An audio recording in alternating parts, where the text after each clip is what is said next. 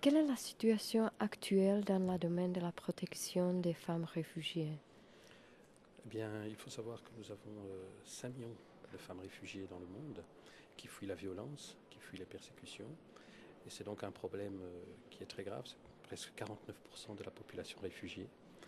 Et ces femmes se retrouvent également en Europe. Et en Europe, elles font face, alors qu'elles ont déjà fui des violences, parfois à d'autres violences, par exemple dans l'accueil, lorsqu'elles sont mises en prison, ou le rejet, le racisme. Donc elles sont victimes 2 fois, 3 fois.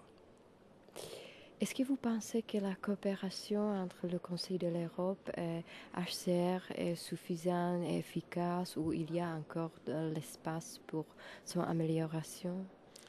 Je pense qu'il y a toujours de l'espace à l'amélioration parce que l'espace de protection pour les réfugiés dans un contexte de crise économique, de rejet de l'étranger, de repli sur soi, c'est toujours un défi.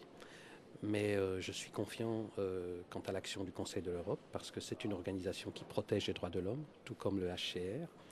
Et par cette convention pour l'élimination des violences contre les femmes, le Conseil de l'Europe a montré qu'il désire lutter contre la violence faite aux femmes. Et par l'inclusion des articles 60-61 pour les femmes réfugiées, le Conseil de l'Europe a également a été pionnier dans ce domaine en montrant qu'il était important pour les États de prendre en compte la vulnérabilité particulière des femmes réfugiées en Europe.